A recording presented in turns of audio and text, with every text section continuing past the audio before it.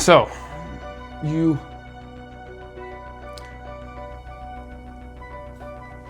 live your life up until you're a young teenager, and then you decide that your life isn't what you want it to be, especially because you see others and they are living such a more interesting life than you.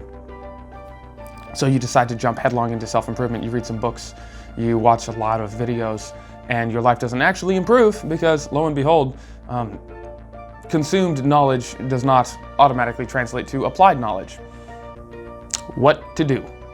Well, you might as well go off and play Skyrim or any number of video games, especially fantasy RPGs, especially ones that make you feel like a hero, that tell you you are the hero of legend, you are the chosen one, and you are super powerful.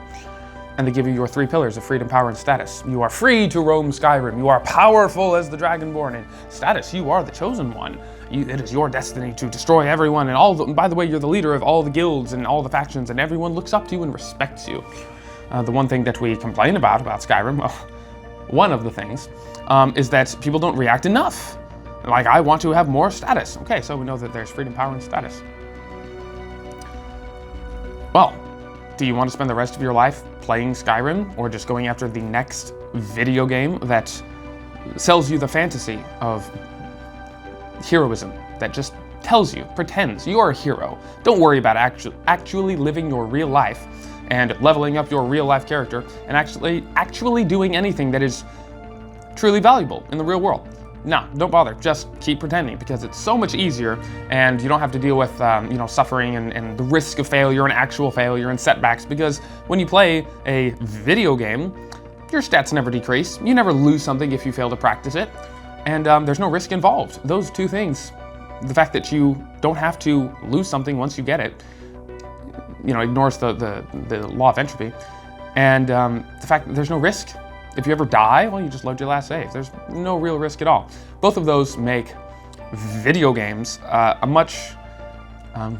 unrealistically pleasing alternative, distraction, escape. It's escapism. An unrealistically pleasing escape from your real life. So, as weak men, we all just jump into that. But enough is enough, and there comes a time when you decide not to do that anymore, and you want to live a real life that is actually worthwhile and has meaning to it. So, how do you do that? Well, you're still a gamer. You have a gamer's mind, and a gamer's mind is really just a man's mind. Humans, men, we like freedom, power, and status. The things that games give us, we like that automatically. That's why game developers make games with those things in them, because we already liked those things. Life always gave us freedom, power, and status to a certain extent. So, because we know that video games have an unrealistic amount of freedom, power, and status. You slay an ancient dragon that was going to, devour the world. You are the absolute top dog in like 12 different organizations, and you are, a slayer of armies, and you are just like the most powerful warlord general in the world. Okay, yeah, well, we can't quite recreate that in real life. So you know that going into it. When you want to turn your life into a game and say, okay, instead of playing Skyrim for 8 hours a day, or 16 hours, however long, I'm going to play real life. I'm going to play the metagame, which is the real game, the game of life. Your life is well, if you play your life, it is the metagame. So you decide you're going to play that instead of Skyrim or another game. Well, what do you do at that point?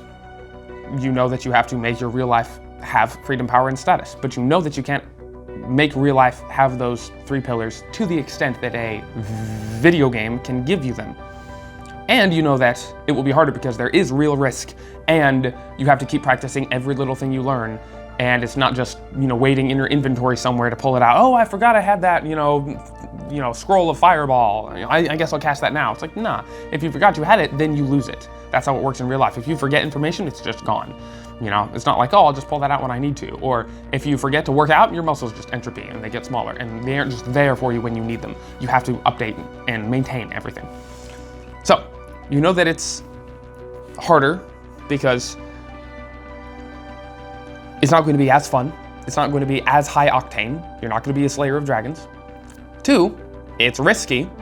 You actually put time and effort into something and then just lose it all. You have to accept that. In real life, that's just a difference from video games, that they lie to you and tell you, oh, look, here's this easy reality. Well, if you want to live real reality, you just have to kind of forget that ever existed, because it's not real. Thirdly, you have to maintain everything or you'll lose it. Those are just three of the various aspects of real life that make it harder than it is to play a video game. So, you know that going into it. You want freedom, power, and status, and you're not going to get it as high, and you have to maintain it, and there's risk involved. Okay. Well, how do you get freedom, power, and status? If I'm not going to be a dragon slayer, I'm not going to get all that, you know, I'm going to not be a leader of armies and everything, then how do I get my, my power, let's say? Well, you have to get it in a realistic way that humans have always gotten it. And you may not like hunting, but you need to go out and do something that exerts your will on the world, that says, I am powerful. I'm going to go and do this thing. For me, it was martial arts. And then it was guns. I like guns. I like how powerful they are. No, I don't intend to shoot anyone, but I like guns. Just, you know, target practice and stuff. I hit the target. That's powerful. It's like, yeah, you did that. You controlled and accounted for the wind and everything, and you struck your mark and you hit your target. And just the loudness and power of guns. Like, all of that is just attractive. You know, it's like that's why all boys like dinosaurs and cars and guns, because they're all powerful things. So you just have to find some real life power.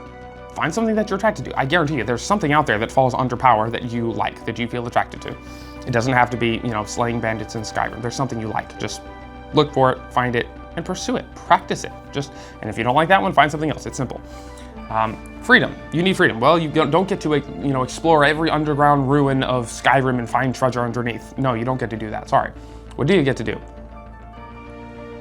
Well, if you like traveling, travel the world. Or, you know, start small, travel around the block, around the city, around the state, travel. You don't have enough money for it? Get some money. Get 2 jobs.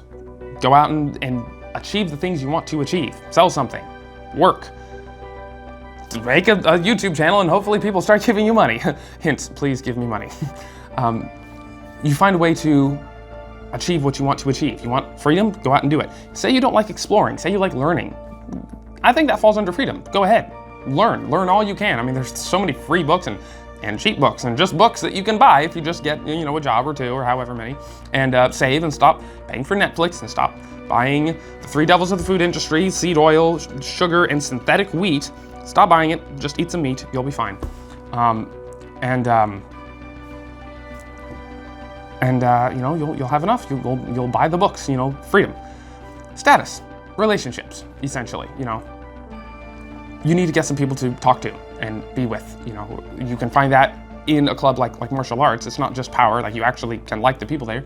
But any way, anywhere, anytime, you can find people who you share interests with. They don't even need to be great people. Like, you don't need to admire their character. Just have some people you can talk to that share your interests in a given field and have some status. And after a while, or a long while or a short while, you may say, you know what, I've outgrown these people. These aren't for me. I'm gonna find somebody else. That's okay. That's what happened with me in martial arts. It's like, all right, I got my black belt. I don't need these people anymore. I've grown distant from them. We used to be friends. We used to be really close, but just not anymore. That's fine. Move on with your life. You've grown. You have matured. You're not the 17-year-old you used to be. Now you're 20. You want different friends. You want different people. That's fine. Yeah, just find real life, real world, things that people have always done. People have always had a tribe and a group.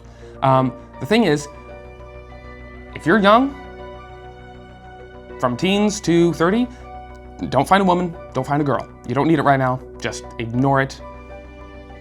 We'll talk more about that later. But don't look for your freedom in a girl. Like, oh, I just want the freedom to, you know, meet a bunch of girls and stuff. No. Oh, I want the power to conquer a woman. It's like, that's for later. You save the princess from the dragon later. Like, for now, you're level 1, if that. And you aren't powerful enough to go slay the dragon that is holding the woman. If you go after the woman now, before you're high enough level to kill a dragon, you're just gonna die. Okay? So don't even try. And don't look for your status with a woman. I want to be respected. I want friendship. I want companionship. No.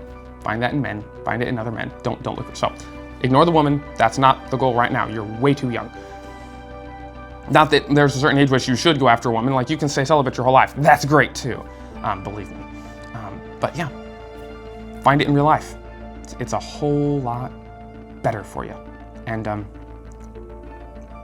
if you're having trouble designing your life, like, okay, well, I know why Skyrim is fun, or not. I don't know why Skyrim is fun.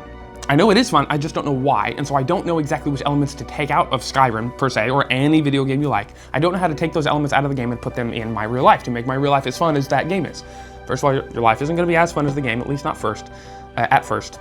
But if you're having trouble, you can sit down and think about it for a real long time all by yourself, or you can keep watching these videos, because that's kind of the point of this channel, at least for now. This chapter of the channel is to teach you how to play the metagame, how to design your own metagame. I'm your dungeon master for this evening, and thank you for watching. Like and subscribe and feed the algorithm, as they say, and give me money. Thank you.